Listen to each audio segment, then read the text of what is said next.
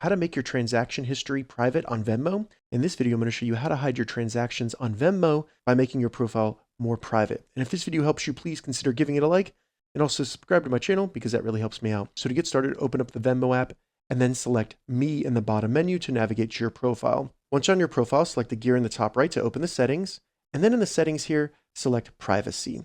Now, there's two settings we need to change to make our transactions private.